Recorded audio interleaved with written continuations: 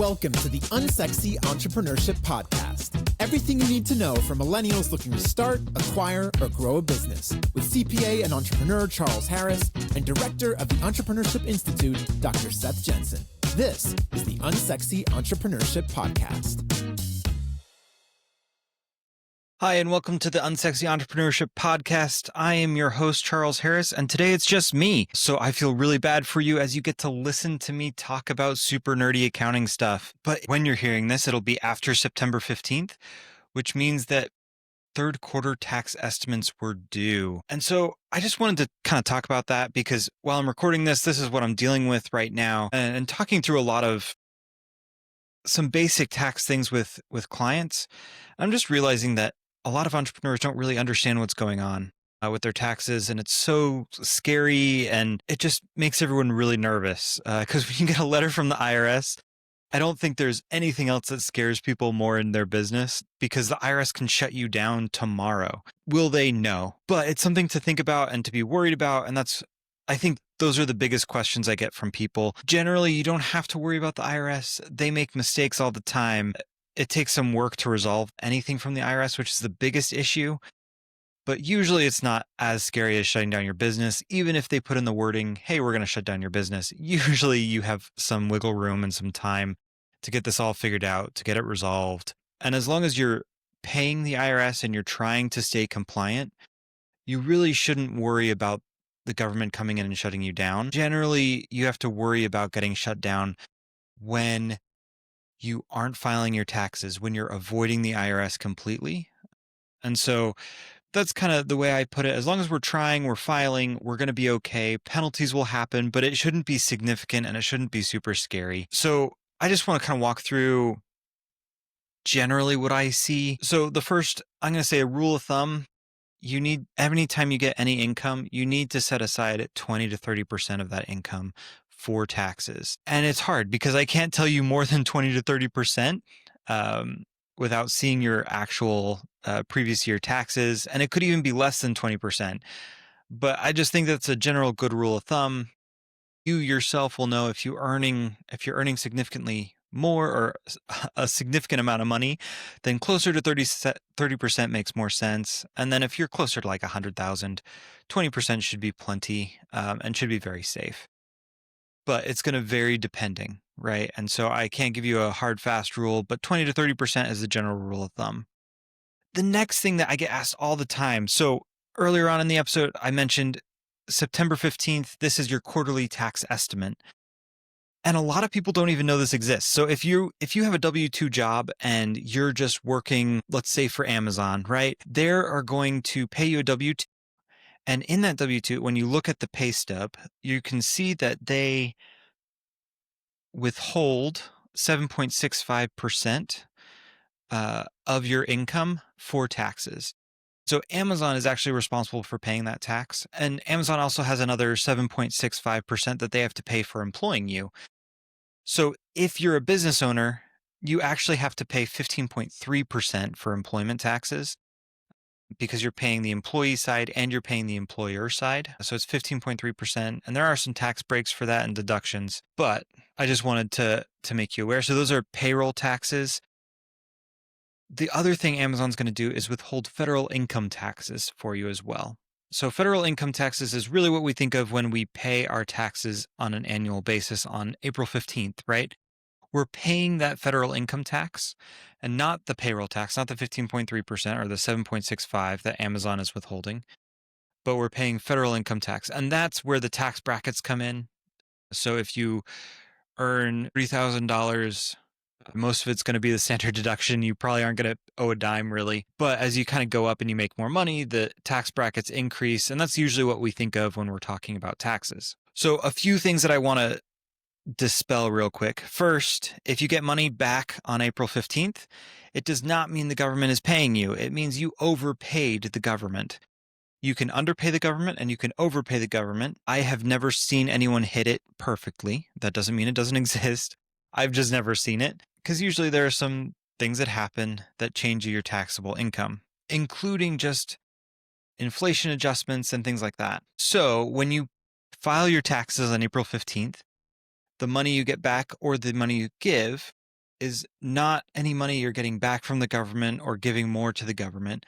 This is really just tax due, and you are matching to what it should be instead of what it was withheld. So Amazon, if you were working for an Amazon and your W-2 job, your federal income tax is withheld, and so April 15th, you could get a refund. If you're self-employed, and y'all are my people, right? If you're self-employed, if you're an entrepreneur, getting to the exact right amount is trickier because unlike Amazon, you don't have someone else doing it for you. You have to do it yourself. And so you can go onto the IRS website and pay what we call estimated taxes. And estimated taxes are owed 3 times a year, or 4 times a year, I'm sorry. They're owed, I'm going to get the dates wrong. You can easily Google this. April 15th, June 15th, September 15th, and January 15th. So January 15th is Q4. So it's the prior year. So it's just January through December. And then September 15th, the one that's just passed, is Q3. So this is August, July, and June. So June is kind of funny because it feels like it should be July, but it's really for May and April. And then April is for January through March. I'm not sure why they do it in June instead of July. There's probably some reason. Probably government officials are off. I don't know. It doesn't really matter. So for our purposes, those are the 4 dates that we want to pay attention to, and they happen every year. As a small business owner, you have to make sure that those are paid. And the reason why is you avoid penalties. So penalties accumulate over time if you don't pay any estimated taxes. So it's really hard to calculate in April what your estimated taxes are going to be at the end of the year. And we can guess and make good approximations, but it's hard to know. And if you're following the rule of thumb of 20 to 30% you're saving for taxes, do you pay the full amount that you've been saving to the estimated taxes? And so there are a bunch of questions that come up around this. And so this is really why I wanted to talk about it today, because I just have been getting a lot of questions on it. And so I want to answer them. So number 1, there is a safe harbor rule. So what this means is that come April 15th, if you've paid this much in taxes through your quarterly estimates, you won't have a penalty and you'll be covered and safe. So there are a few different ways to do this, and I'm going to explain the easy way first, and then we'll talk about the hard way. So the easy way is 110% of your previous year's taxes. So there is a caveat. If you make less than $75,000 or $150,000 if you're married, filed jointly, it is 100%. So 100% if you make less than 75, or if you're married, double that. So 100% of those taxes that you had from last year. And you can find this on your 1040 from last year. I believe it's line 24, line 27, something like that. It's in the 20s, but it's called taxable income, or tax due, right? And you're just going to find that tax due line. You're not going to look at the end. So at the end of the 1040 is where it says, this is how much you overpaid, this is how much you underpaid. That's not what we're looking at here. We're looking at total tax due for the year. So it should be at the top of line or page 2.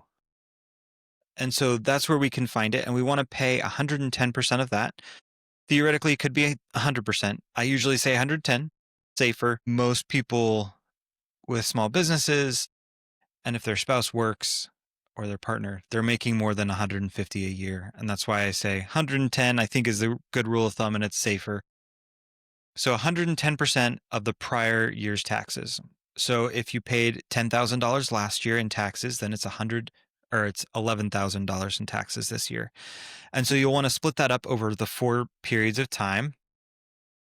So you're going to want to pay 3.3, what would that be? 11 divided by 4. I'm not even sure. It's between 3 and 4,000. And you'd want to pay those every single quarterly estimate. And then you're totally safe, taken care of, and you won't have any penalties. You might still owe money in April, right? So this isn't saying that you're not going to owe money in April. It's not saying that you're going to get a refund in April either. It's just saying that you need that much to not accrue any penalties. So again, that's why I say follow the rule of thumb, Hopefully you're growing and growing quickly.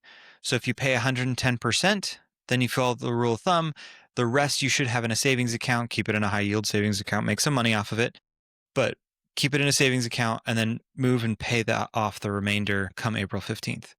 Or if business does bad, right, you'll get a refund as well. That's very possible. So that brings up the second rule that you can follow for a safe harbor. And this one's a lot harder, which is why I don't recommend it. It's 90% of the current year's taxes. So where this is really helpful is if you were making $1 million last year and this year you're going to make 100,000, right? So think about those that sell their businesses. They're going to make a huge killing the prior year. And then suddenly the next year, they're going to have zero income. And those are the years that 90% of current year's taxes make the most sense. So generally speaking, I try and follow the 110% rule. 90% is hard to follow, hard to calculate ahead of the actual tax deadline of April 15th, which is why I say to follow the 110% rule. All right, so now that I really confused you and I talked nerdy about accounting for a little bit, let's talk about some basic tax planning stuff, because now you're looking at it and you're saying, I don't want to pay this much to the IRS, and we don't need to. They have plenty of money that they're already misspending. So what I usually tell my clients is if you think you're outsmarting the IRS, generally you're doing something wrong. Usually there's not some special trust account that's going to save you money like they talk about on TikTok, which is definitely not true. Generally, you can't just buy a vehicle, claim it's for business because it's over 6,000 pounds. Is that what they claim it is? Or 7,000. Those rules do exist, right? So you can buy a vehicle for your business. But if you're a consultant, it doesn't make any sense. And you can't justify that to the IRS. So it has to be reasonable and necessary for your business, all expenses. But there are some things that we can do that the IRS wants us to take advantage of. But I think it's important to realize, usually, except for ordinary and necessary expenses for your business, usually most of these tax saving plans and things that we can do are not stopping you from getting taxed. They're postponing taxes. So the most common one is an IRA or a SEP IRA or a 401k. If you own a business, if you don't have any employees, get a SEP, get a solo 401k. One of those two things is so important. But any way you look at it, you need some sort of retirement account, and you should have one. So this is the most common way to avoid taxes is you can fund those straight from your business, right? So if you fund a SEP, I think the max is 9,000 based on your salary. So I think it's 25% of your salary or 69,000. And I could be wrong on actual amounts. Please look these up. Talk to a financial advisor or a tax professional where we can actually go through your situation with you. But what you can do is put these into a retirement account, or you can put money from your business to the retirement account pre-tax, meaning you're not going to get taxed on this, and then let it grow until you retire, and then you can take out the money and use it for retirement. So this is why I say this is deferring taxes. This is putting off taxes. It's not saying there are no taxes, because when you take it out in retirement, you have to pay taxes on that. So there are workarounds too, like a Roth, a backdoor Roth and things like that. But you're still paying taxes on. You're hopefully adjusting your taxes to pay the lowest amount possible, but you're still going to be paying taxes. And so it's really important to realize that even though we are saving money on taxes, we're really we're deferring the taxes for later, so that those taxes hit us hopefully when we're earning less money. Because as a small business owner, hopefully you're earning a lot of money, you're rolling in the dough, and you're doing really well. So we want to push that off to when we're retired. We're not earning any income, so we're taxed at a lower rate. So that's really why a lot of these tax planning strategies happen and work. And this is the same for cost segregation. For those that have heard of that, this is a fancy way of pushing off taxes. If you're a small business owner, bought a location, you have real estate, and you want to do a cost seg study, it can be really helpful, but you're pushing off the taxes for later. So you're allowing depreciation to happen now, so theoretically your taxes will be higher in later years. And so there are pros and cons Generally, cost seg study makes sense, but we don't want to just do it because it's going to save us money. We want to think through all of the ramifications and what that means in the future too. Because sometimes depreciation, we want it to happen this year and we don't want it to happen in the future. And sometimes we want it to happen in the future and we don't want it to happen now, which seems kind of crazy to think about too, but it's just important to realize all the different balancing acts that can happen with taxes. And generally, you're not going to outsmart the IRS. They have rules in place. And if they don't, and they don't like what you're doing, they can still take you to court and they can still litigate it all to try and get your money. And so it's important to realize that we're trying not to cheat the IRS, but we're trying to take advantage of what they've given us. And so if you hear you're never going to have to pay 0% or you're going to pay zero on taxes for the rest of your life, like it's just a lie. It doesn't happen. If you're earning money, you're paying taxes. So that's the best way to avoid taxes is to earn $0. And if you earn $0, you can make money from the government. But I don't think many of us want to do that either. So there's a balancing act here. And it's just important to really understand and then understand. So, all right. So going through it all, I usually tell people to keep 20 to 30% of your taxes. It's going to vary depending on how much money you're making. And it can be more than 30% too, but I think that's generally a good rule of thumb. If you're making, or if you need to keep more than 30%, generally you're going to have a CPA on hand who can really help you and make sure that you're calculating the right amount on estimated payments. And then on April 15th, June 15th, I think it was 16th this year, September 15th and January 15th, we're going to make our estimated quarterly payments for our business. And to calculate how much we need to make for those estimated payments, we're going to take the safe harbor amount, which I generally argue should be 110% of your previous year's taxes that you owed. And if you do all that, you're going to be safe. You're not going to have a penalty come tax time. Is it perfect? No. That's why I say keep 20 to 30%. That way you can make sure to pay exactly how much you owe come April. Obviously, if your business balloons from 100,000 to 1 million, we're going to have to keep more than 30%. But these are all just helpful tips. And then for decreasing your tax bill, make sure you're putting your money into your retirement accounts. Now's the time to do it. It's not the end of the year yet, but if you've got a little surplus, now is a great time to do it. Talk to a financial planner, talk to a CPA, make sure you're not contributing too little or too much into those accounts. And then just make sure to count every ordinary and necessary business deduction for your business. And if you need help on determining what's ordinary and necessary, feel free to reach out. There are millions of great accountants out there that can help you. I guess not millions, but there are lots. And we want to help you. We want to work with you. So reach out to someone if you need any help. Hopefully this helped. And if you haven't paid your estimated taxes, just pay in January, pay as much as you can, keep the savings, and then in April, finish it up. You are going to have a small penalty, but it shouldn't be terrible. Like I said originally at the beginning of this episode, the IRS is willing to work with you and they're happy to work with you if you're trying to stay compliant. If you're not trying to stay compliant, that's when we have issues. And that's when I worry about people. I don't worry if you're trying to pay your taxes. Anyway. Long story short, thank you for listening to the Unsexy Entrepreneurship Podcast. If you have any questions, feel free to reach out. We're happy to help. We want entrepreneurs to succeed everywhere. Talk to y'all later.